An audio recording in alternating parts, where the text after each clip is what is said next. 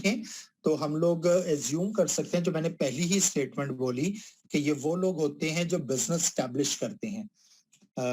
Across the world majority जो researchers हैं और जो इस फील्ड के थ्योरिस्ट हैं या इस फील्ड के जो एक्सपर्ट हैं, वो एग्री करते हैं कि वो वाले लोग एंटरप्रेन्योर कहलाएंगे जो खुद से बिजनेस स्टैब्लिश कर रहे होते हैं।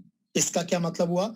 क्या इसका ये मतलब है कि ऐसे लोग जो अपना बिजनेस खुद स्टैब्लिश नहीं कर रहे, फादर ने बिजनेस स्टैब्लिश किया हुआ था, ये आया और आके उस बिजनेस के अंदर एडजस्ट हो गए, क्या इसका ये मतलब हुआ कि वो एंटरप्रेन्योर नहीं होंगे? नंबर वन, खुद से अपना बिजनेस स्टैब्लिश कर रहे हैं तो वो लोग जो किसी ऑलरेडी चलते हुए बिजनेस में पार्टनर बन जाएं, बाद में बिजनेस ऑलरेडी चल रहा है, आप बाद में पार्टनरशिप कर लें, तो क्या वो भी एंटरप्रेन्योर नहीं होंगे? ये दो क्वेश्चन यहाँ पर रेज होते हैं। डिबेटेबल क्वेश्चन है। जो थोड़े रिजिड किस्म के रिसर्चर्स हैं, उनका ख्याल है कि ये दोनों बातें ठीक हैं। वो लोग जो इनहेरिट कर रहे हैं बिजनेस को, या वो लोग जो किसी ऑलरेडी स्टैब्लिश बिजनेस के अंदर पार्टिसिपेट कर रहे हैं, पार्टनर बन रहे हैं या फ्रेंचाइज ले रहे हैं, उन्हें हम एंटरप्रेन्योर नहीं बोल सकते। बिजनेसमैन, बिजनेस वूमन तो बोल सकते हैं, लेकिन एंटरप्रेन्योर नहीं बोल सकते। However, मेजॉरिटी रिसर्चर्स का ये ख्याल है कि अगर कोई पर्सन अपना बिजनेस इनहेरिट करता है, फादर से अपने बच्चों को मिलता है बिजनेस, अगर इनहेरिट करता है या वो किसी चलते हुए बिजनेस के अंदर पार्टनर बनता है या फ्रेंचाइज लेता है, अगर तो वो एज इट इज चलता रहे जैसे पहले चल रहा था, तब तो यकीनन वो बंदा या बंदी जो है वो एंटरप्रेन्योर नहीं है, वो बिजनेसमैन, बिजनेस वूमन है, लेकिन एंटरप्रेन्योर नहीं है। लेकिन अगर वो बिजनेस इनहेरिट करने के बाद या रनिंग बिजनेस में ऐड होने के बाद उसमें कोई इनोवेशन लाता है, कोई क्रिएटिविटी लाता है, कोई वैल्यू एडिशन करता है, तो फिर हम उसको एंटरप्रेन्योर बोलेंगे। यहां से दो चीजें क्लियर अंडरस्टैंड करें। एक ये चीज अंडरस्टैंड करें कि हर बिजनेस एंटरप्रेन्योरियल बिजनेस नहीं होता। एक तो ये चीज यहां से क्लियर होती है। बेशुमार लोग बिजनेस करते हैं, हम उन्हें बिजनेसमैन बोलते हैं, हम उन्हें बिजनेस वुमेन बोलते हैं, लेकिन हम उन सबको एंटरप्रेन्योर नहीं बोलते। इसका मतलब हुआ कि एंटरप्रेन्योर कोई ऐसा बिजनेसमैन और वुमेन है जिसमें कोई स्पेशल कैरेक्टरिस्टिक्स है। अभी उनको दोबारा डिटेल से भी डिस्कस करते हैं। नंबर टू, मेजॉरिटी केसेस के अंदर हम उसको एंटरप्रेन्योर बोलेंगे जो खुद अपना बिजनेस सेटअप स्टैब्लिश करेगा। और अगर वो अपना बिजनेस सेटअप स्टैब्लिश नहीं भी कर रहा, इनहेरिट कर रहा है या पार्टनरशिप कर रहा है रनिंग बिजनेस के अंदर, तब भी हम उसको एंटरप्रेन्योर बोलेंगे जो इनोवेशन, क्रिएटिविटी के प्रोसेस से गुजरेगा। मींस इनहेरिट करने के बाद फादर के बिजनेस को वो उसको नया कोई रंग दे दे, उसके अंदर कोई नई प्रोडक्ट्स लेकर आ जाए, उसके सेटअप को पहले से बेहतर बना दे, हम उसको बुनियादी तौर पर एंटरप्रेन्योर बोलेंगे। सो ये पहली चीज आइडेंटिफाई कर लें। बिजनेसमैन, बिजनेस वुमेन बहुत होते हैं, बिजनेसेस बहुत होते हैं, बट वो सारे के सारे एंटरप्रेन्योरियल नहीं होते। एंटरप्रेन्योरियल बिजनेसेस के लिए कुछ पर्टिकुलर कैरेक्टरिस्टिक्स हैं जो अभी हम थोड़ा सा आगे चल के पढ़ते हैं।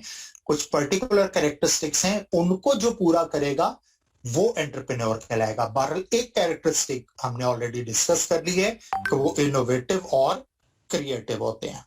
यहां तक क्लियर है बेटा सबको? अगर कोई क्वेश्चन है यहां तक तो प्लीज पूछिए। क्लियर है सर, ओके हो गया। ओके, सो अच्छा, एंटरप्रेन्योर की जो पुरानी डेफिनेशन है, ये फ्रेंच वर्ड है, जो फ्रेंच वर्ड है एंटरप्रेन्योर, उसका भी मतलब अंडरटेकिंग होता है, दैट इज कोई रिस्पॉन्सिबिलिटी उठाना और उसको रन करना। इसी तरह जो डेफिनेशंस भी हमें मेजॉरिटी केसेस में एंटरप्रेन्योरशिप की बताई गई हैं, वो क्रिएटिविटी की तरफ है कि the people who create the businesses in face of risk and uncertainty, they are the entrepreneur. So ये मैंने आपके साथ अभी डिस्कस किया। अब इंपॉर्टेंट चीज, अगर हमने ये आइडेंटिफाई कर लिया है कि सारे बिजनेसेस एंटरप्रेन्योरियल नहीं होते या सारे बिजनेसमैन वुमेन एंटरप्रेन्योर नहीं होते, तो वो कैरेक्टरिस्टिक्स क्या है जिसकी बेस पे हम ये डिटरमिन कर सकेंगे कि कौन सा बिजनेस जो है वो सिर्फ एक बिजनेस है और कौन सा बिजनेस है जो एंटरप्रेन्योरियल बिजनेस है। तो वो कैरेक्टरिस्टिक्स हमारे पास मौजूद हैं बहुत सारी। उसमें से मोस्ट इंपॉर्टेंट जो है, क्योंकि एंटरप्रेन्योर का जिक्र कर रहे हैं, पर्सन का जिक्र कर रहे हैं, तो इस टाइम जो हमारा फोकस है वो पर्सनालिटी रिलेटेड कैरेक्टरिस्टिक्स के ऊपर है। कुछ और भी हैं वो आगे किसी और वक्त में कोई चौथे पांचवें चैप्टर तक जब हम पहुंचेंगे तो वहां डिस्कस करेंगे। फिलहाल पर्सनैलिटी कैरेक्टरिस्टिक्स को आइडेंटिफाई करते हैं। हम कहते हैं ये वो कैरेक्टरिस्टिक्स हैं कि जिस बंदे में भी होंगी हम उसको बोलेंगे कि ये एंटरप्रेन्योर है। जिस बंदे में ये कैरेक्टरिस्टिक्स नहीं होंगी वो चाहे सक्सेसफुल बिजनेसमैन हो, लेकिन वो बिजनेसमैन है, वो एंटरप्रेन्योर बुनियादी तौर पर नहीं है। सो कौन कौन सी कैरेक्टरिस्टिक है? सबसे पहली और सबसे important characteristic innovation and creativity है। Innovation and creativity. Innovation and creativity होती क्या है? वंस अगेन इसका पूरा चैप्टर है जो हमने इससे अगले टॉपिक के अंदर डिस्कस करना है, यहां सिर्फ ब्रीफ इंट्रोडक्शन देता हूं। इनोवेशन का मतलब होता है किसी काम को करने के नए तरीके ढूंढना। आपके अंदर ये एबिलिटी होना कि आप किसी प्रॉब्लम को सॉल्व करने के मल्टीपल सॉल्यूशंस, न्यू सॉल्यूशंस सोच सकें, आइडेंटिफाई कर सकें। इसको हम लोग बुनियादी तौर पर इनोवेशन बोलते हैं। क्रिएटिविटी, ये जो बहुत सारे मेथड्स मिले हैं किसी प्रॉब्लम को सॉल्व करने के, इनको क्रिटिकली एनालाइज करने की एबिलिटी और आइडेंटिफाई करना कि विच सॉल्यूशन इज द बेस्ट, ये क्रिएटिविटी कहलाता है। सो दैट इज व्हाई हम इन दोनों वर्ड्स को मिलाकर आमतौर पर यूज करते हैं, इनोवेशन एंड क्रिएटिविटी। और इसका पर्पस क्या होता है? Doing the things in a newer way. Doing the things in a newer way, किसी पर्टिकुलर प्रॉब्लम को, किसी इशू को एड्रेस करना इन अ न्यू वे, हम उसको इनोवेशन एंड क्रिएटिविटी का नाम देते हैं। एक चीज यहां पर ज़हन में रख लें, इनोवेशन और क्रिएटिविटी का मतलब ये नहीं होता कि आप पूरी दुनिया को बदल दें। मरीज से मिट्टी ला के बेचना इनोवेशन एंड क्रिएटिविटी नहीं होता सिर्फ, बल्कि बहुत माइनर चेंजेस भी बाज दफा इनोवेशन और क्रिएटिविटी के अंदर ही आती हैं, बहुत माइनर। क्रिकेट खेलते भी होंगे आप में से बहुत सारे लोग, आप में से ज्यादातर लोग कम से कम देखते तो जरूर होंगे। अगर कोई बैट्समैन कोई नई शॉट मारे, जैसे MS धोनी था इंडिया का कैप्टन, वो हेलीकॉप्टर शॉट उसकी बड़ी मशहूर हुई थी, बैट को सर के ऊपर से घुमा के और वापस सर के ऊपर ले जाना। और अमूमन कमेंटेटर्स को आपने देखा होगा, वो कहते थे what an innovative shot, what a creative shot, sort of. वो बुनियादी तौर पे इसी को रेफर करते। उसने पूरी क्रिकेट नहीं बदली थी, उसने पूरी गेम नहीं बदली थी, वही बैट था, वही बॉल थी, वही शॉट मारी गई थी, वही सिंगल, डबल, ट्रिपल या 4 रन या 6 रन लिए गए थे, पर थोड़ी सी माइन्यूट सी चेंज की थी उसने कि जहां बैट्समैन शोल्डर से बैट उठाकर और फ्रंट पे जाते हैं, वहां वो सर के ऊपर से बैट उठा के और घुमा के वापस सर के ऊपर आया था। अब small change, but that is creativity and innovation. आपकी प्रोडक्ट ऑलरेडी चल रही है, आप उसकी पैकिंग बदल दें, सिर्फ ऐसी पैकिंग ले आए जो कस्टमर्स को ज्यादा अट्रैक्ट करे, हम इसको भी इनोवेशन बोलेंगे। टेस्ट थोड़ा सा चेंज कर दीजिए, हम उसको भी इनोवेशन बोलेंगे। ठीक है, खाने की चीज लेने गए हैं, वो आपको एक नई किस्म की सॉस साथ दे दें, वही पुराना burger, everything remains the same, एक सॉस आ गई छोटी सी नई, डिफरेंट टेस्ट की, अब वो इनोवेशन एंड क्रिएटिविटी है। सो इनोवेशन क्रिएटिविटी बहुत बड़ी भी हो सकती है। पहिया इजाद करना भी इनोवेशन थी, गाड़ी इजाद करना, प्लेन इजाद करना भी इनोवेशन थी, और ये बहुत माइनर भी हो सकती है। Simple colour, design, texture, sometimes तो सिर्फ आपका जो ब्रांड की रिकॉग्निशन है उसमें एक आध वर्ड को आगे पीछे करना भी समटाइम्स इनोवेशन और क्रिएटिविटी होती है। That is presenting your products, your business, your problems in a newer way. तो एक तो ये चीज ध्यान में रख लें। अब हर वो बिजनेस जो एज इट इज चलता चला जाएगा, हमेशा चलता चला जाएगा, वैसे ही काम करता रहेगा जैसे पहले कर रहा था, तो इसका मतलब हुआ कि वो कोई इनोवेशन और क्रिएटिविटी में इंगेज नहीं है, हम उसको एंटरप्रेन्योरियल बिजनेस नहीं बोलेंगे। ऐसे बिजनेसेस जो हमेशा फ्रंट फुट पर हैं, नई चीजें लाते रहते हैं, नए आइडियाज, नई प्रोडक्ट, नया टेक्नोलॉजी, नई पैकिंग इंट्रोड्यूस करते रहेंगे, हम उन्हें एंटरप्रेन्योर बोलेंगे। फॉर एग्जाम्पल, क्या सैमसंग इनोवेटिव है? बिल्कुल है। हर 6-8 महीने में नया मोबाइल आ जाता है with little bit of different features. कैमरे की रेजोल्यूशन को थोड़ा सा चेंज कर दिया, स्क्रीन का साइज थोड़ा सा कम या ज्यादा कर दिया, इनोवेटिव है। नए एप्पल इनोवेटिव है, बिल्कुल मौजूद है। एयर कंडीशन सर्विसेज अगर आप देखें, ये जितने एयर कंडीशन बना रहे हैं, डाइकन है और एक्सेट्रा, दे आर इनोवेटिव। हर 2-4 साल में कोई ना कोई नई चीज, चाहे वो बॉडी का कलर ही चेंज करें, बट कुछ ना कुछ जरूर कर रहे हैं।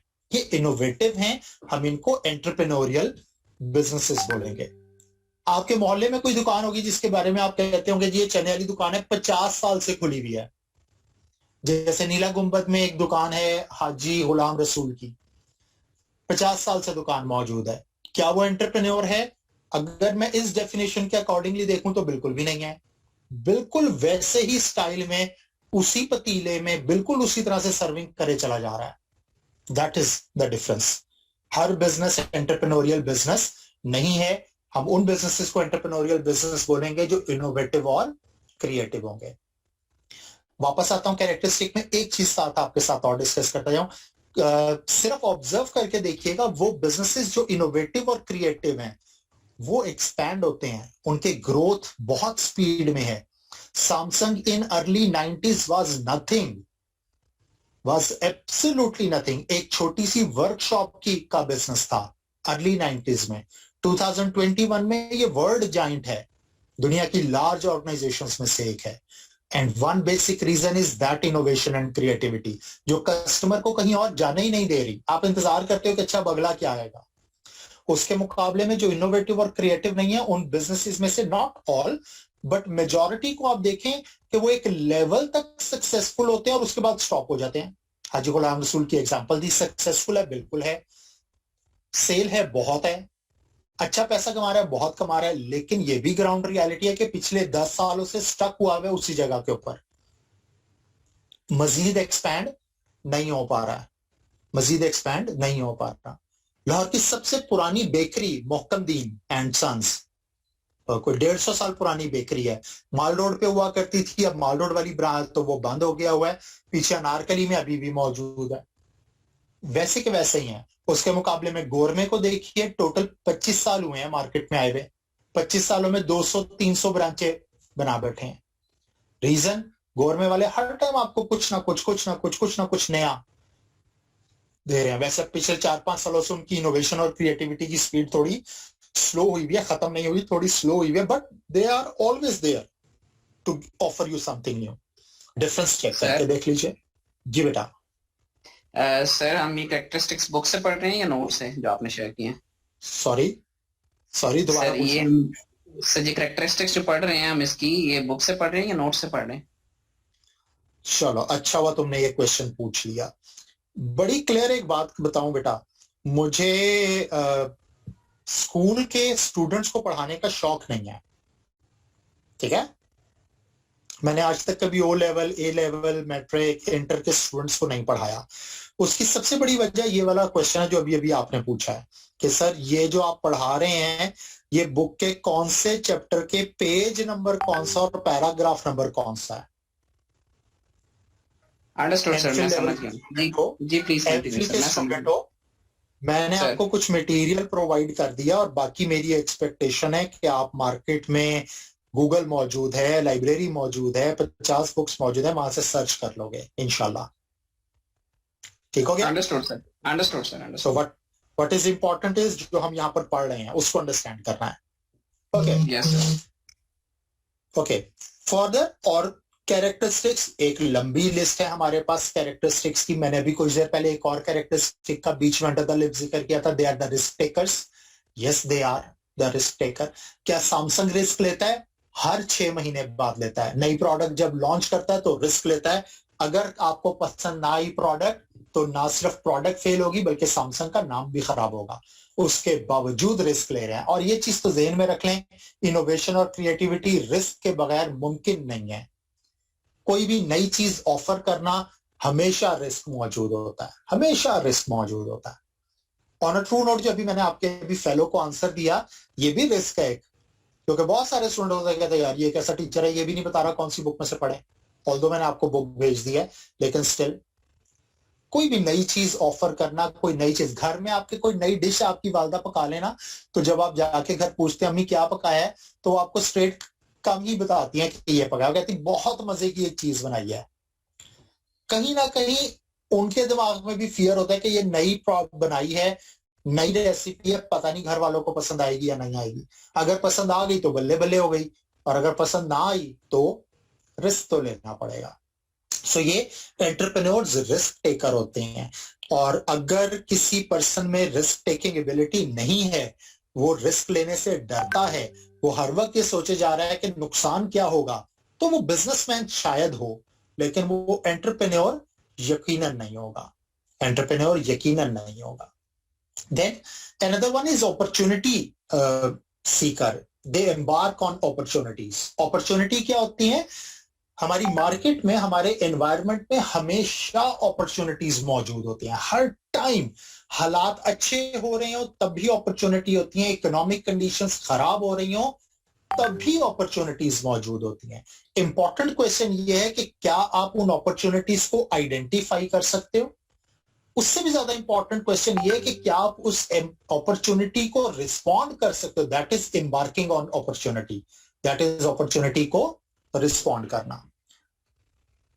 कोरोना लास्ट ईयर हमने फेस किया, दैट वाज फरवरी मार्च 2020 जब ये आया। अगर आपको याद हो, अब तो खैर लोग थोड़ा सा बेखौफ हो गए हैं, उस टाइम बड़ा खौफ था। पहले 6 महीने मार्केटें बंद, सड़कें सुनसान, एवरीथिंग वाज, सारी मार्केटें, बिजनेसेस, फैक्ट्रियां सब बंद पड़ी हुई थी। उसके बावजूद कुछ लोगों ने इमीडिएटली आइडेंटिफाई किया कि यार ये तो बहुत बड़ी अपॉर्चुनिटी है। एक मेरे जानने वाले हैं जिनकी अपनी फैक्ट्री है केमिकल की, और उन्होंने 1-1.5 महीने के अंदर अंदर आइडेंटिफाई किया, और उस 1.5 महीने के बाद उनकी फैक्ट्री, पहले जो रेगुलर फैक्ट्री थी वो सिंगल शिफ्ट में चलती थी 8 घंटे, उसके बाद पूरे कोरोना में वो डबल शिफ्ट में काम करती रही है। उन्होंने हैंड सैनिटाइजर्स और डिटॉल की एक कॉपी सी बनाई, मुझे नहीं पता वो क्या डाल रहे थे, लेकिन वो बना के उन्होंने सेल करना शुरू की। मैं दसियों ऐसे लोगों को जानता हूं, मैं 2-3 दर्जियों को जानता हूं। मेरा अपना टेलर जिससे मैं कपड़े सिलवाता हूं, उसने मास्क बनाए हैं, मेरा ख्याल में हजार लाखों की तादाद में मास्क बना के उसने मार्केट में सेल कर दिए। मेरे ख्याल में दोनों एंटरप्रेन्योर हैं, दोनों ने इमीडिएटली अपॉर्चुनिटी आइडेंटिफाई की कि ये बंद हुआ है, बिजनेसेस क्लोज हुए हैं, लोगों में डर और खौफ बहुत है। इस टाइम जितना ये अपनी क्या कहते हैं, पाकी का ख्याल कर रहे हैं और सेहत का ख्याल कर रहे हैं, इससे पहले कभी नहीं किया। तो इन्हें ये बेचो जो चीज इनको मेंटली सेटिस्फाई करेगी। करंटली अगर आप देखें तो इस टाइम अफगानिस्तान की कंडीशन आप लोगों के सामने है। आप न्यूज में भी सुन रहे होंगे, वो कल परसों चल रहा था, यहीं पे तोरखम बॉर्डर का पर वो इंटरव्यू ले रहा था, जो वहां की चैम्बर ऑफ कॉमर्स है ट्रेड के लिए, जो पाकिस्तान तोरखम बॉर्डर से जो ट्रेड होती है, वो कहे जी हालात बहुत खराब हैं और जी वो हम परेशान हैं, ट्रकों वाले खड़े हुए हैं कि जी इस टाइम जो है वो परेशानी। On the other hand there are people who seek opportunity. बहुत बड़ी अपॉर्चुनिटी है। अफगानिस्तान इस टाइम खाली पड़ा हुआ है, बिल्कुल 20 साल से वहां American, British, German, more specifically Indians मौजूद थे। उन्होंने वहां पे इंफ्रास्ट्रक्चर डेवलपमेंट भी की, सब कुछ की। सड़क बना रहे थे तो दुआ बढ़ के या फूक मार के थोड़ी बन रही थी, उसके लिए फैक्ट्रियां लगी हुई थी जो ईंटें भी बना रही थी, तारकोल भी बना रही थी, बजरी भी कूट के लाई जा रही थी, सरिया भी बनाया जा रहा था, सब कुछ ही हो रहा था। अगर कंस्ट्रक्शन हो रही थी तो टाइलें भी कोई ना कोई वहां पर इंपोर्ट कर रहा था और वहां पर सेल कर रहा था, सभी कुछ था। और इस टाइम ये हुआ है कि सडनली वो सारे के सारे लोग इवैक्यूएट हो गए हैं। All Europeans, Americans, especially Indians, they all now at their home, सब कुछ छोड़ छाड़ के। इंपॉर्टेंट क्वेश्चन है कि क्या अफगानिस्तान में इस टाइम पे इन चीजों की जरूरत नहीं है? बिल्कुल है, जरूरत तो हमेशा रहती है। अपने घर की रिपेयर तो आपको कभी ना कभी करनी ही है। मैं सिर्फ एग्जांपल ले रहा हूं। सारी मार्केट खाली पड़ी हुई है। रिस्क टेकर होना है आपको और अपॉर्चुनिटी सीकर बनना है, और आपको ये रिस्क लेना है कि आप वहां जाके बिजनेस स्टैब्लिश करें। इस टाइम जो वहां बिजनेस स्टैब्लिश करेगा, मुझे नहीं पता कितना अरसा, लेकिन अगले 5-10 साल टिका के पैसा कमाएगा, क्योंकि मार्केट बिल्कुल खाली पड़ी हुई है। ये अपॉर्चुनिटी सीकर्स मौजूद होते हैं। कितने ही लोग हैं आपके यहाँ पर शहर में, लाहौर में, जिन्होंने जब ये कोरोना की वजह से इंपोर्ट बंद हुई, शिप्स बंद हुए, तो उन्होंने चाइनीज प्रोडक्ट के ऑल्टरनेट लाहौर में बनाने शुरू कर दिए, और इतना पैसा पिछले 10 साल में नहीं कमाया जितना पिछले 1-1.5 साल में कमा गए हैं, जिसके अंदर पूरी दुनिया की इकोनॉमी की हालत खराब है, उन्होंने पैसा कमाया।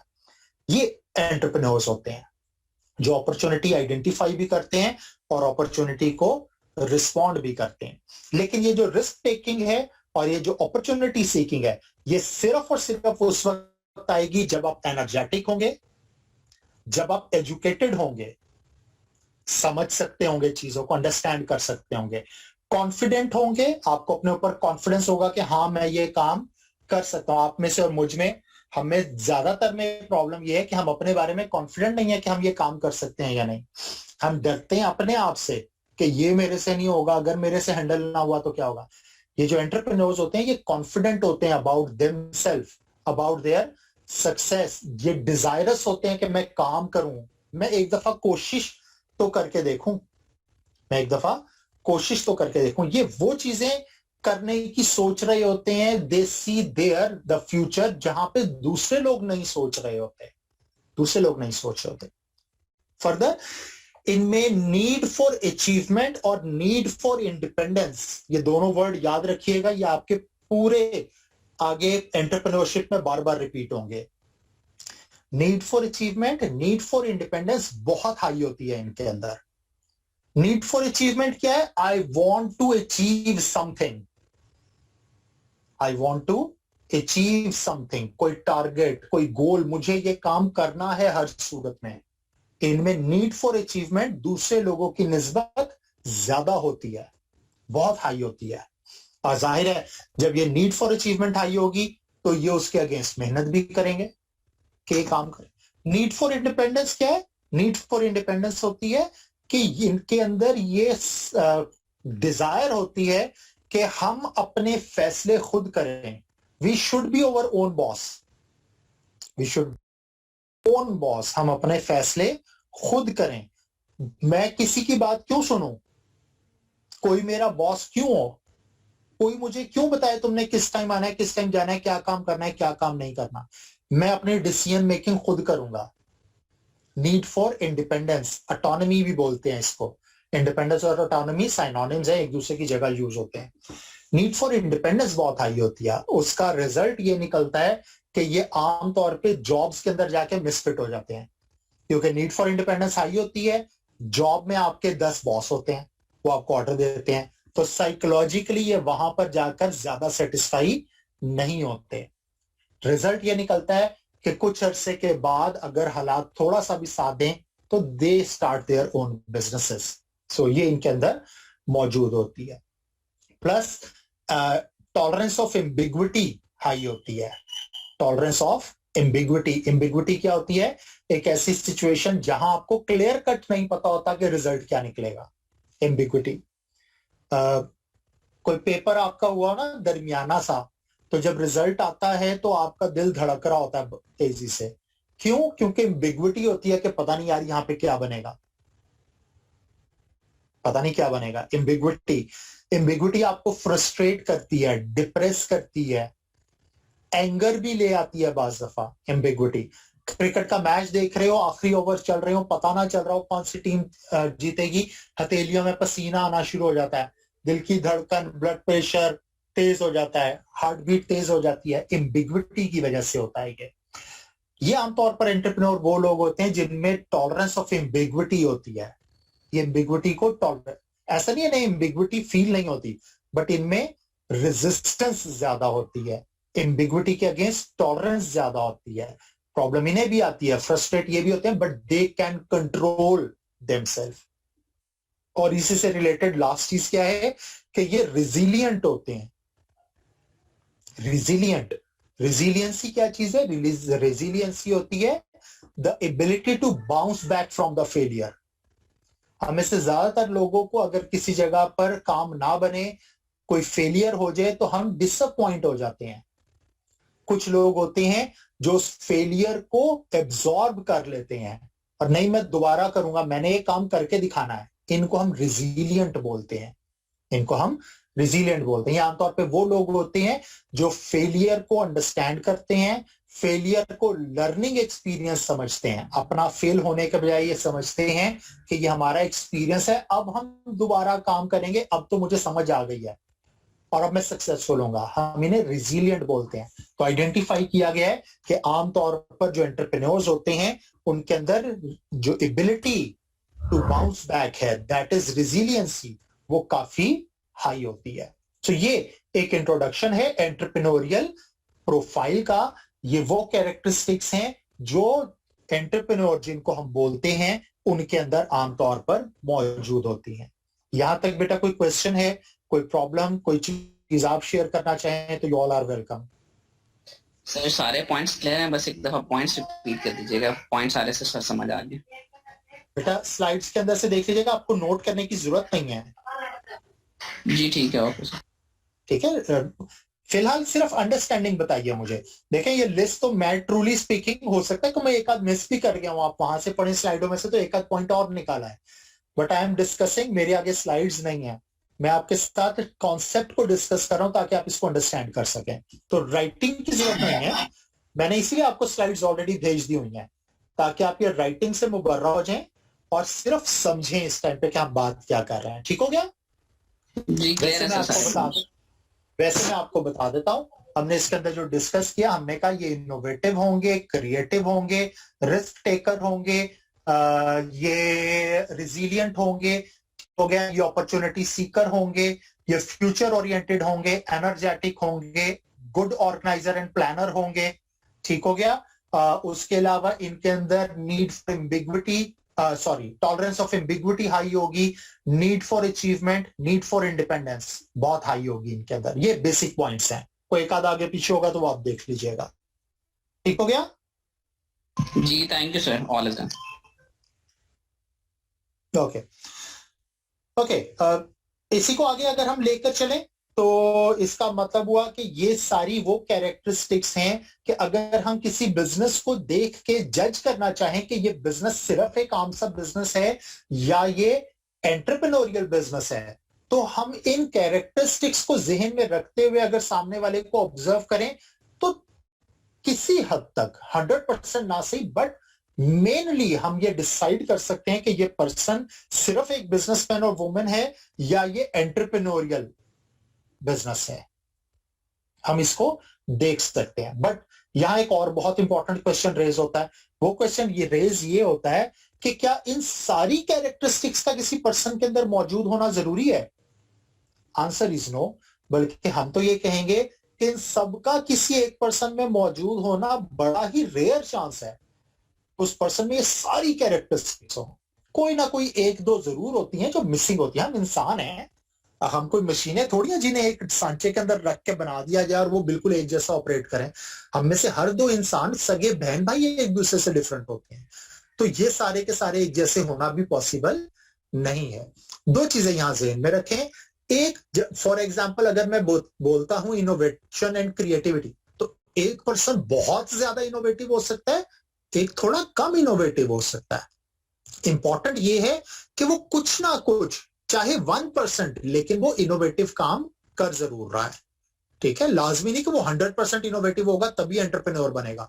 1 to 5% वाले को भी हम बोलेंगे कि जनाब ये भी एंटरप्रेन्योर ही है। इसी तरह एक पर्सन की रिस्क टेकिंग एबिलिटी बहुत ज्यादा हो सकती है, वो कहेगा जी वहां बम धमाके भी हो रहे हैं तो कोई बात नहीं, मैं जाके काम करूं। एक की रिस्क टेकिंग एबिलिटी थोड़ी कम हो सकती है कि वो भी प्लान कर ले, वो कहे यार मैं 3 को महीने देखता हूँ, अफगानिस्तान के हालात बेहतर हो जाएंगे ना, फिर जाके वहां पे अपना बिजनेस स्टैब्लिश करूंगा। बट वो रिस्क 3 महीने बाद भी लेगा, थोड़ा कम लेगा लेकिन लेगा। सो लाजमी नहीं है कि सारे बिल्कुल एक जैसे हो, इनकी जो टेंडेंसी है वो कम या ज्यादा हो सकती है। बिल्कुल इसी तरह ये भी हो सकता है कि किसी पर्सन में, मैं एग्जांपल ले रहा हूं कि ये 10 कैरेक्टरिस्टिक्स हैं, हो सकता है किसी में 10 की 10 मौजूद हो और हो सकता है किसी में 8 हो, बाकी 2 ना हो। क्या वो अभी भी एंटरप्रेन्योर है? आंसर इज यस, वो अभी भी एंटरप्रेन्योर है। हम पर्सन को उस टाइम बोलेंगे कि वो एंटरप्रेन्योर नहीं है जब वो मेजॉरिटी कैरेक्टरिस्टिक्स मिसिंग होंगी, नंबर 1। नंबर 2, कम से कम 2 कैरेक्टरिस्टिक, इनोवेशन, क्रिएटिविटी और उसके साथ साथ रिस्क टेकिंग और अपॉर्चुनिटी सीकिंग, ये 3 हो गई, ये कम से कम मौजूद होनी चाहिए, चाहे कम या ज्यादा, लेकिन ये पर्सन में मौजूद होनी चाहिए। ठीक हो गया? हो सकता है वो अच्छा प्लानर ना हो, मैंने अभी कहा कि जी वो इज अ गुड प्लानर। हो सकता है किसी पर्सन में ये कैरेक्टरिस्टिक्स हो लेकिन अच्छी प्लानिंग ना कर, ऑर्गेनाइजर अच्छा ना हो।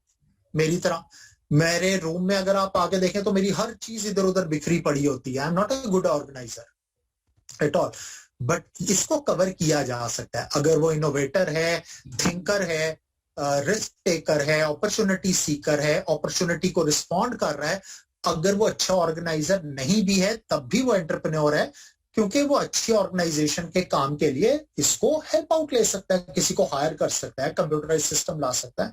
सो इस चीज को अंडरस्टैंड कीजिए कि ये मेन कैरेक्टरिस्टिक्स हैं, इनका कम या ज्यादा भी हो सकती हैं किसी एंटरप्रेन्योर में, और ये भी हो सकता है कि कोई एक दो कैरेक्टरिस्टिक मिसिंग हो, लेकिन अगर मेजॉरिटी कैरेक्टरिस्टिक्स मौजूद हैं तो हम स्टिल पर्सन को एंटरप्रेन्योर ही बोलते हैं, वो हमारे नजदीक एंटरप्रेन्योर ही होता है। क्लियर होगी बेटा यहां तक भी बात?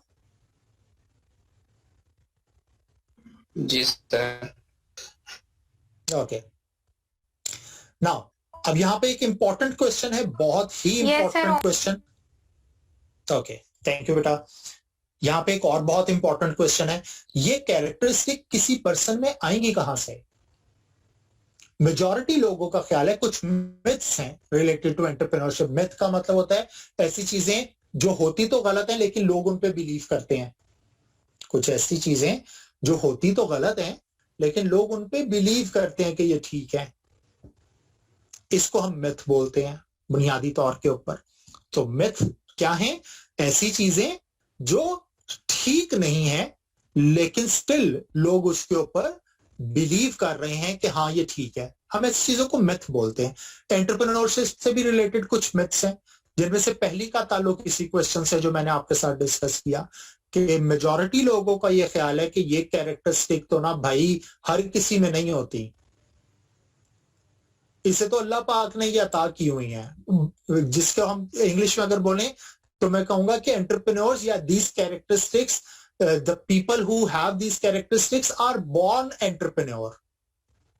वो पैदा ही ऐसे हुआ था, पैदा ही ऐसे हुआ था, उसके अंदर ये अल्लाह की तरफ से कैरेक्टरिस्टिक्स मौजूद है।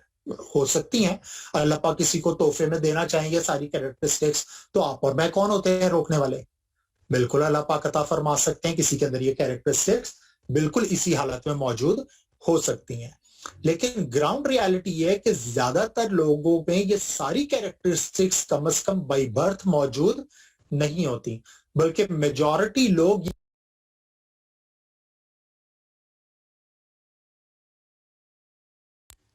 वो अपने अंदर खुद से ये कैरेक्टरिस्टिक्स डेवलप करते हैं। इसका मतलब ये हुआ कि these all characteristics are developable, these all characteristics are developable, और अगर आप और मैं चाहें हमारे में ये मौजूद ना भी हो तो भी अगर हम चाहें तो अपने अंदर ये एबिलिटीज डेवलप कर सकते हैं। हो सकता है मैं अभी इनोवेटर ना हूं लेकिन मैं through training, through intervention, through experience अपने आप को इनोवेटर बना सकता हूं। हो सकता है मेरी रिजिलियंस पावर कम हो लेकिन मैं अपनी माइंड ट्यूनिंग करके अपने आप को रिजिलियंट बना सकता हूं। सो पहली चीज ये अंडरस्टैंड करें, अगर आप में आज ये कैरेक्टरिस्टिक्स मौजूद नहीं है तो इसका मतलब ये नहीं है कि हम डिसाइड कर लें कि हम एंटरप्रेन्योर नहीं बन सकते। हम बहुत थोड़ी सी कोशिश के साथ ये कैरेक्टरिस्टिक्स डेवलप कर सकते हैं। इसकी ट्रेनिंग्स भी अवेलेबल हैं, इसके कोचिंग प्रोग्राम्स भी अवेलेबल हैं, और ट्रूली स्पीकिंग दोनों की कोई जरूरत नहीं है। अपने माइंड को ट्यून करें, अपने आप को समझाएं कि मुझे ये काम करना है। थोड़ा टाइम लगेगा, 4-6 महीने, साल, 1.5 साल, लेकिन आप ऑटोमेटिकली ये ट्यूनिंग हो जाएगी, आप ये काम करना शुरू हो जाएंगे। क्लियर है बेटा? चलो हम लोग मिथ्स को डिस्कस कर रहे थे, जिसका मतलब मैंने आपको ये कहा था कि कुछ ऐसी चीजें जो लोगों के जहनों में बैठ गई हैं, ठीक नहीं है लेकिन लोग उनके ऊपर बिलीव करते हैं, उनको हम मिथ बोलते हैं। और उसी के हवाले से हमने एक चीज को ऑलरेडी डिस्कस कर लिया। एक और मिथ जो हमारे पास मौजूद है, जो हमने डिस्कस किया, वो ये है कि ये जो कैरेक्टरिस्टिक्स हैं ये इंसानों के अंदर बाय बर्थ मौजूद होती हैं। हमने कहा ये मिथ है, इनको डेवलप किया जा सकता है।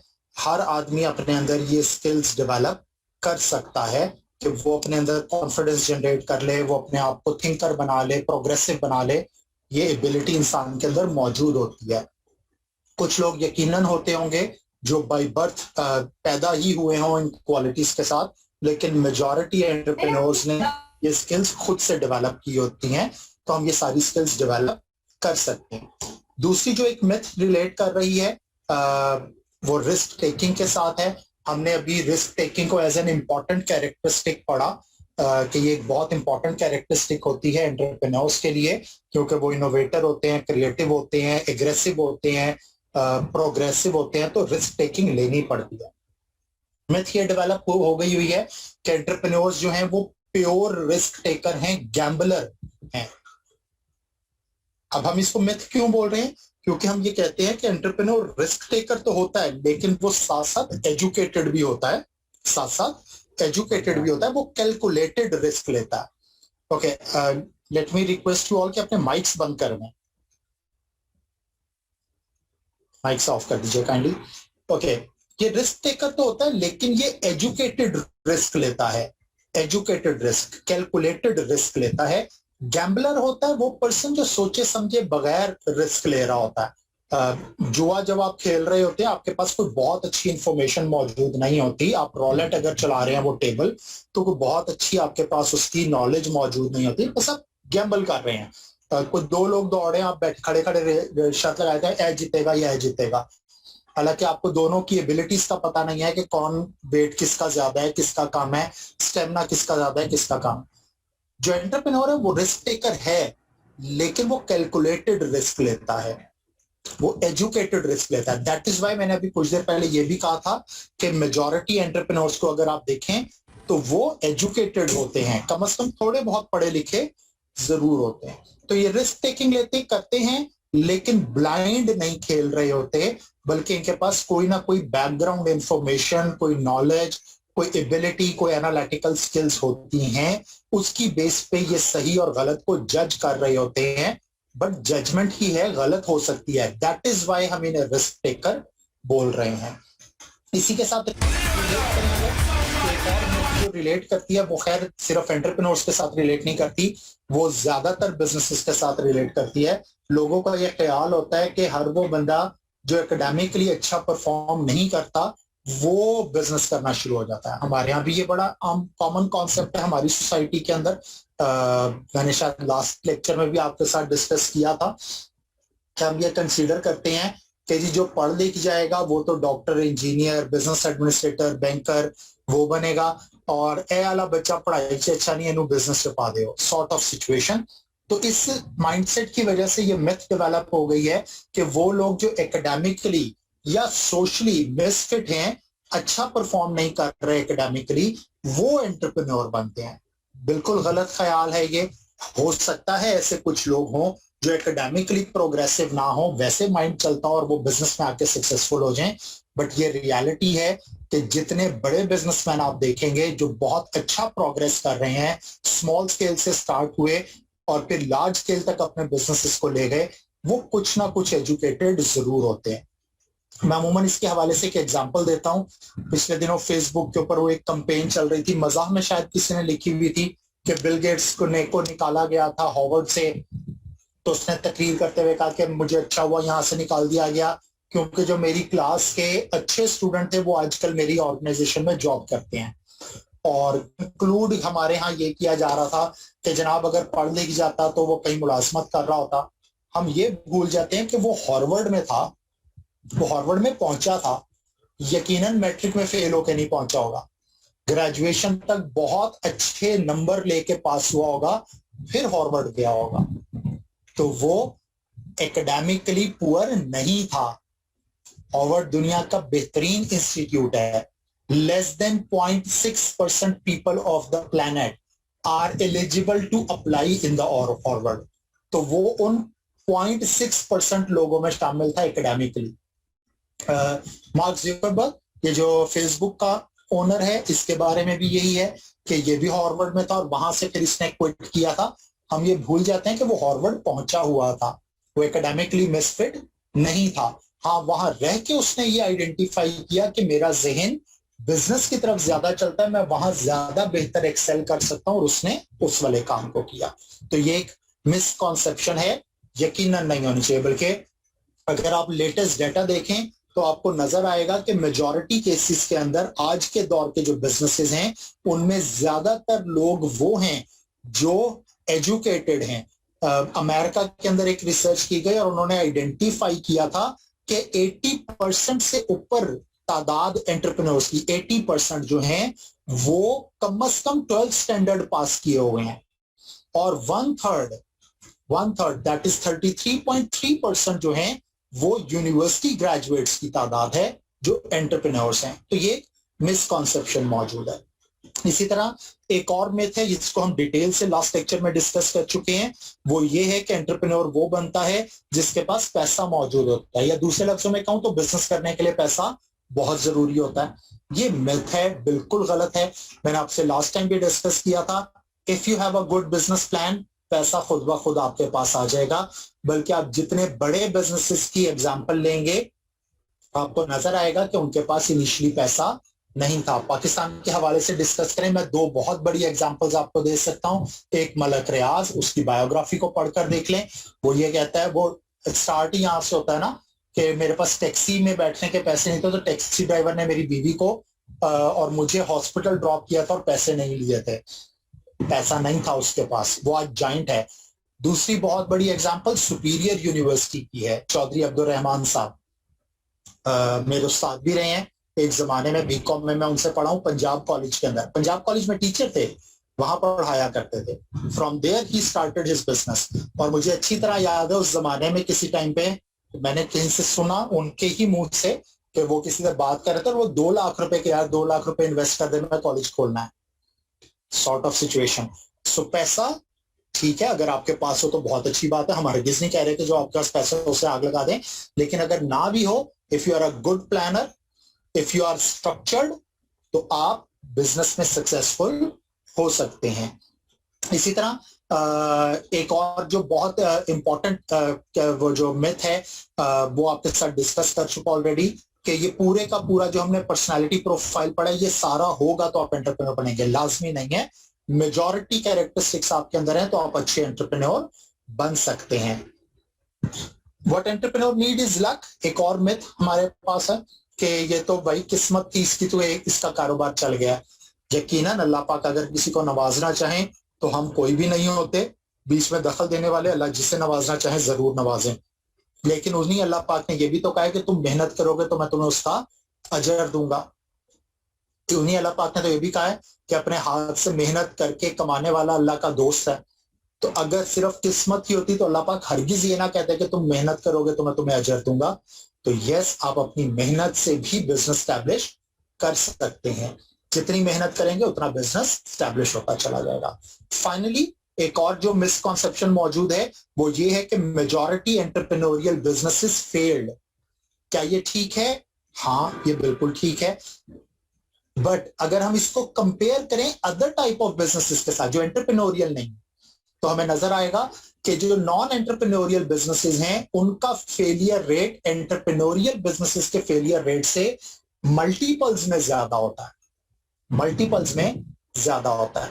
एक अमेरिकन रिसर्च थोड़ा सा 2014-15 के अंदर की गई थी, उसके अंदर उन्होंने कहा था कि 70% products launched in America failed in first 5 years। 70% products जो अमेरिका में बिजनेस इनिशिएटिव्स के अंदर लॉन्च की जाती हैं उनमें वो टोटल प्रोडक्ट्स का 70% पहले 5 साल में फेल हो जाता है। एंटरप्रेन्योर्स का फेलियर रेट इससे कई गुना ज्यादा कम है, इट इज हार्डली 30-40% के करीब जो है आपका ये रेट होता है, इससे ज्यादा आमतौर पर रेट नहीं होता, इससे ज्यादा नहीं होता इसके अंदर। तो ये बुनियादी तौर के ऊपर मिथ्स हैं जो हमारे बिजनेसेस के अंदर आमतौर पर मौजूद होती हैं। ठीक हो गया बेटा? यहां तक कोई क्वेश्चन है तो पूछिए।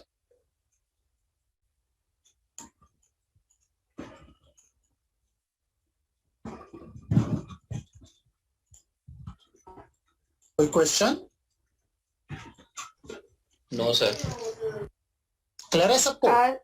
सर मुझे एक क्वेश्चन था कि हम अभी आपने जो स्लाइड्स शेयर की हैं, ये जो हमने मिड तक पढ़ा, तो हमारा यहाँ से सिलेबस स्टार्ट हो रहा है, उसके पहले भी 3 लेक्चर क्लास में हुए हैं, तो क्या वो इंक्लूड होंगे?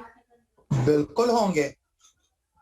Okay sir. बड़े हो जाओ, अब ठीक है, मास्टर्स के स्टूडेंट हो जाओ बड़े, अल्लाह का बंदे। बुढ़ापे में तुम्हारी उम्र पहुंच रही है, अच्छे खासे बुजुर्ग लोग हो तुम, हम तो ठीक हो जाओ। बेटा, everything we will discuss in the class, every assignment I give you, every project I give you, हर चीज आपके एग्जाम का हिस्सा होगी। ठीक हो गया? Okay sir. मैंने आज असाइनमेंट देनी थी, अनफॉर्चुनेटली मेरा लैपटॉप मेरे पास नहीं है, मैं ऑफिस में छोड़ आया हूं, इसलिए नहीं भेज सका। कल या परसों मैं आपके सीआर के थ्रू रिटर्न आपको एक असाइनमेंट भेज दूंगा जिसपे आप काम शुरू कर दोगे। अब जाहिर है वो बुक में से नहीं होगी, लेकिन वो एग्जाम का हिस्सा जरूर होगी। मैं एग्जाम में आपसे जरूर पूछूंगा। ठीक हो गया? Okay sir. Yes sir.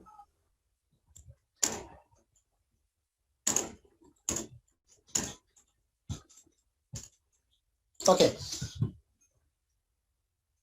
Now advantages और डिसएडवांटेजेस भी मौजूद हैं एंटरप्रेन्योरशिप के। एडवांटेजेस तो आपको अब तक समझ आई हो गए होंगे।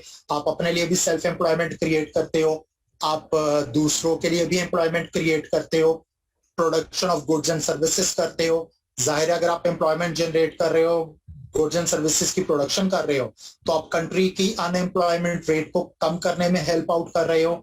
गुड्स एंड सर्विसेज प्रोड्यूस कर रहे हो तो आप कंट्री का जीडीपी एनहांस करने में सपोर्ट कर रहे हो। तो इसका मतलब हुआ कि आप कंट्री की इकोनॉमिक ग्रोथ के अंदर पार्टिसिपेंट बन रहे हो। आप अपने बॉस खुद हो, इंडिपेंडेंस है आपके पास।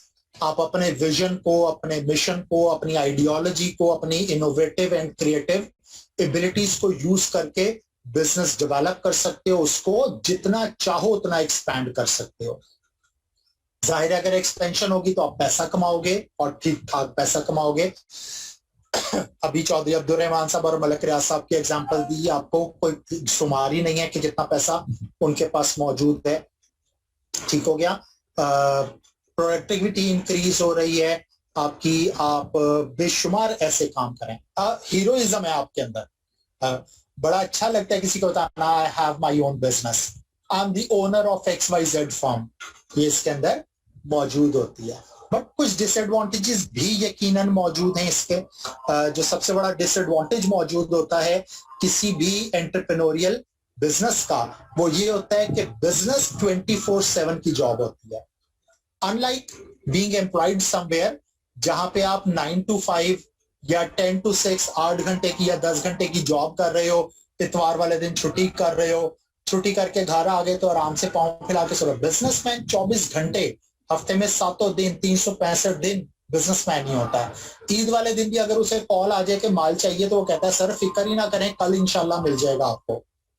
तो ये टाइम हेल्थ हैजर्ड्स मौजूद है। जाहिर है 24/7 काम कर रहे हो, पैसा इन्वेस्ट हुआ है, लॉस के चांसेस हैं, फ्रस्ट्रेशन भी होगी, टेंशन भी होगी, तो हेल्थ इश्यूज भी इसके अंदर मौजूद होते हैं।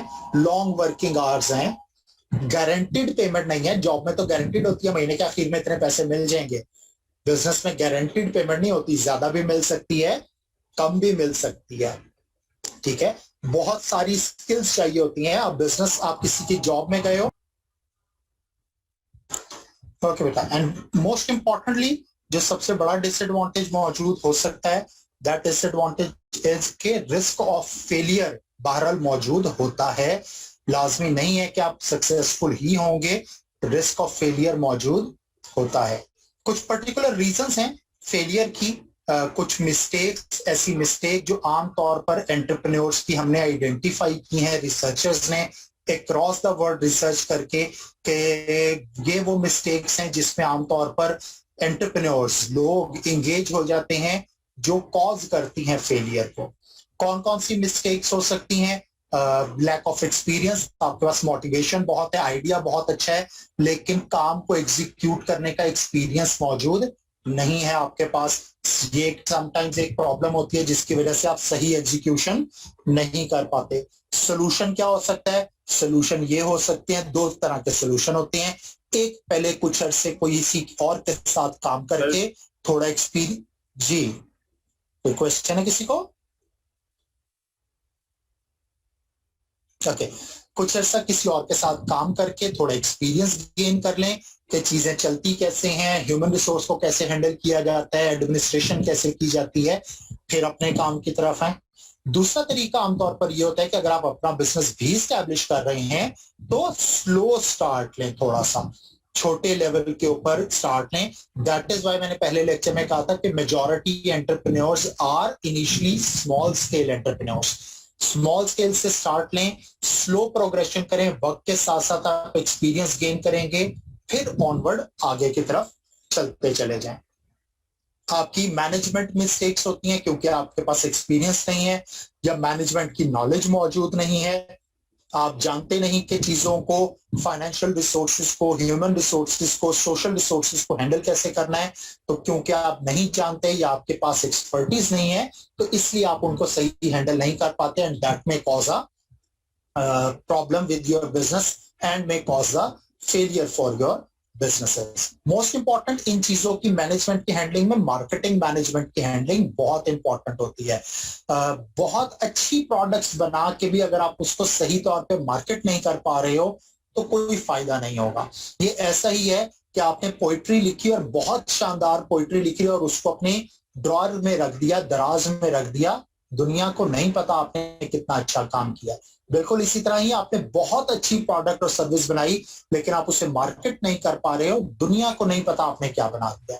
सो मेजॉरिटी बिजनेसेस जो हम देखते हैं फेल होते हैं, हमें नजर आता है कि वो अपनी मार्केटिंग एफर्ट की अच्छे ना होने की वजह से बुनियादी तौर पर फेल हो रहे हैं। सो मैनेजमेंट के अंदर ये सब चीजें शामिल हैं, financial management, marketing management, strategic management, plan develop करना, उनको एग्जीक्यूट करना, ये सारे शामिल होते हैं। Poor growth, poor location. Poor location एक बड़ी मिस्टेक है। आपने अपने बिजनेस के लिए सही लोकेशन सेटल नहीं की, आइडेंटिफाई नहीं की। मर्सिडीज का प्लांट लगाया आपने और उसकी एडवर्टीजमेंट करना शुरू की और आपने फॉर एग्जांपल मैं कहूं तो भाटी चौक में होर्डिंग लगा दिया मर्सिडीज का।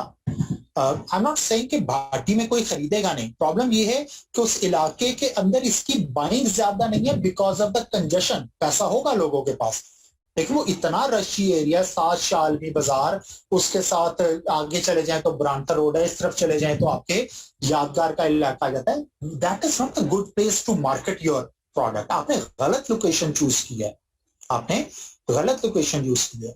आपने लंडे का या जिसे हम कहते हैं सेकेंड हैंड कपड़ों का बिजनेस स्टार्ट किया और डीएचए फेज 1 या वाई ब्लॉक मार्केट के अंदर शॉप खोल दिया। It's a poor choice of location. वहां नहीं आएगा कोई आपके पास, इसलिए नहीं कि वहां के लोग ये कपड़ा खरीद रहे हैं, उनका स्टेटस वो है कि उन्हें ये फिक्र होगी कि यहाँ कोई देखना ले कि हमने सेकेंड हैंड कपड़े खरीदे हैं। सॉर्ट ऑफ लोकेशन अच्छी चूज ना करना एक प्रॉब्लम है। अपने इन्वेंट्री को कंट्रोल ना करना, इन्वेंट्री का मतलब स्टॉक है। आपने वो लाइफो और फाइफो मेथड पढ़े हुए होंगे। आप पेरिशेबल गुड्स में ट्रीट कर रहे हैं और लाइफो मेथड पे काम कर रहे हैं, लास्ट इन फर्स्ट आउट। तो इसका मतलब हुआ कि वो जो खाने पीने की चीजें शुरू में आई थी वो अभी भी पीछे पड़ी हैं, वो 15 दिन में गल सड़ के खत्म हो जाएंगी। आपका इन्वेंट्री कंट्रोल सिस्टम ठीक नहीं है। आपकी प्राइसिंग स्ट्रेटजी एक बहुत बड़ा कंसर्न होता है, आपके फेलियर की एक बहुत बड़ी रीजन होती है प्राइसिंग स्ट्रेटजी। प्राइस का मतलब ये नहीं होता कि कम प्राइस रखेंगे, तो समटाइम्स कम प्राइस के ऊपर प्रोडक्ट सेल नहीं होती। मैं आगे चल के पूरा प्राइसिंग का चैप्टर होगा, वहां डिटेल से आपके साथ डिस्कस करूंगा। हम लोग आमतौर पे, आप भी और मैं भी, प्राइस को क्वालिटी के साथ एसोसिएट करते हैं। किसी चीज की प्राइस कम हो तो हम उसे पकड़ने और इस्तेमाल करने से पहले ही माइंड बना लेते हैं कि सस्ती है ना तो बिल्कुल क्वालिटी घटिया होगी। सो आपको प्राइस बहुत सोच समझ कर रखनी चाहिए। अगर आपने प्राइस को, अपनी मार्केटिंग आपने पढ़ी हुई है तो उसके हवाले से अगर रेफर करूं आपको, तो अगर आपने अपनी टारगेट मार्केट को जहन में रख के प्राइस सेट नहीं की है तो आपकी प्रोडक्ट सेल नहीं होगी, आपकी प्रोडक्ट सेल नहीं होगी, हरगिज नहीं होगी। ये कुछ मिस्टेक्स होती हैं जो आमतौर पर एंटरप्रेन्योर्स करते हैं which cause problems for their business, और एक्सट्रीम प्रॉब्लम होती है फेलियर ऑफ बिजनेस। यहां तक कोई क्वेश्चन, कोई प्रॉब्लम है बेटा तो प्लीज पूछिए।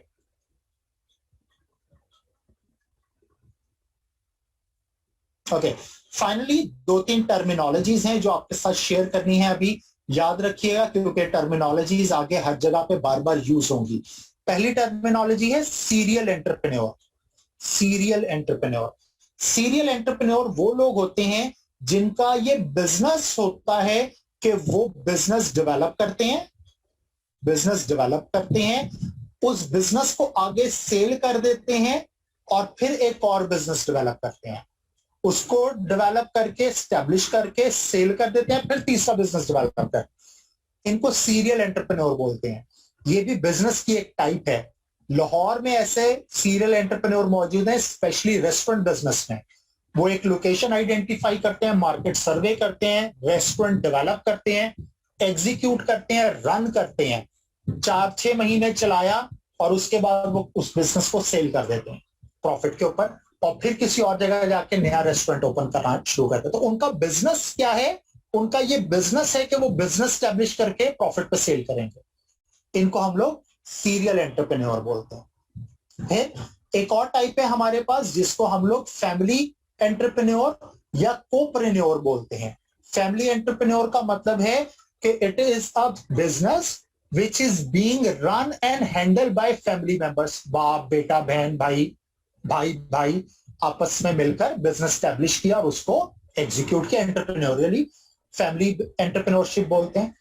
कोप्रेन्योर होते हैं जिसके अंदर लाइफ पार्टनर्स हस्बैंड वाइफ मिल के बिजनेस स्टैब्लिश करते हैं और उसको रन करते हैं, कोप्रेन्योर्स कहलाते हैं। कोप्रेन्योर्स, ठीक हो गया, ये कोप्रेन्योर्स कहलाते हैं। एंड फाइनली एक और टर्मिनोलॉजी है intrapreneur.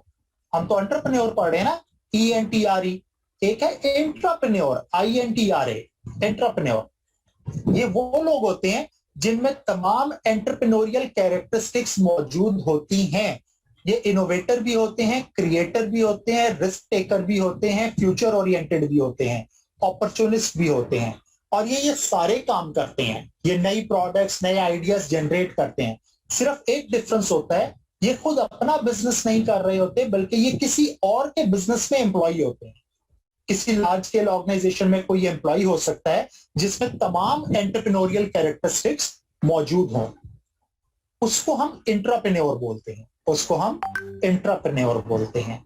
Because of any reason उसने अपना बिजनेस स्टार्ट नहीं किया है, वो किसी और के पास जॉब कर रहा है लेकिन एंटरप्रेन्योरियल कैरेक्टरिस्टिक्स यूज कर रहा है, उसको हम इंट्राप्रेन्योर का नाम देते हैं। हाउएवर ये भी कहा जाता है कि क्योंकि एंटरप्रेन्योरियल कैरेक्टरिस्टिक एक नीड फॉर ऑटोनॉमी भी है, नीड फॉर इंडिपेंडेंस, तो ये लोग कभी ना कभी अपनी लाइफ में लाजमन उस लार्ज स्केल बिजनेस को छोड़ के और अपना बिजनेस स्टैब्लिश करते जरूर हैं, या कम से कम सोचते जरूर हैं। भारत, ये टर्मिनोलॉजीज हैं हमारे पास, social serial entrepreneur, family entrepreneur, copreneur और इंट्राप्रेन्योर। जी क्वेश्चन पूछिए। सर एंटरप्रेन्योर्स की हम ये एग्जांपल ले सकते हैं जो प्रोजेक्ट मैनेजर्स होते हैं या स्ट्रेटेजिक पोजीशंस पे बैठे होते हैं, जो डिसीजन मेकर्स भी होते हैं कंपनी के बिहाफ के ऊपर, किसी प्रोजेक्ट को लेके चल रहे होते हैं, काफी डिसीजन भी कह जाते हैं। ये किसी भी लेवल पर हो सकते हैं। फिर से वही कहूंगा कि आपको चेक करना पड़ेगा कि क्या इसके अंदर एंटरप्रेन्योरियल कैरेक्टरिस्टिक्स हैं। अगर एंटरप्रेन्योरियल कैरेक्टरिस्टिक्स हैं और वो किसी और बिजनेस में जॉब कर रहा है तो हम उसे इंटरप्रेन्योर बोलेंगे, वो चाहे किसी भी पोजीशन पर हो। ठीक हो गया। एक नया फ्रेश ग्रेजुएट भी इंटरप्रेन्योर हो सकता है ना, लाजमी नहीं है वो प्रोजेक्ट मैनेजर हो, वो इनोवेटर होगा, वो ब्रांच में असिस्टेंट के तौर पर हायर होगा, लेकिन वो वहां जाके कहेगा सर मेरा ख्याल है अगर गेट पे हम इस तरह करने के बजाय ये वाला फॉर्म रख देना तो बड़ा फायदा होगा। अब वो इनोवेटर तो है, जॉब कर रहा है, मैं उसको इंटरप्रेन्योर बोलूंगा, इंटरप्रेन्योर। क्लियर होगी बात? जी sir. Okay, that is it, that is the topic जो हमने आज डिस्कस करना था। कोई भी क्वेश्चन, कोई प्रॉब्लम है बेटा तो प्लीज पूछिए।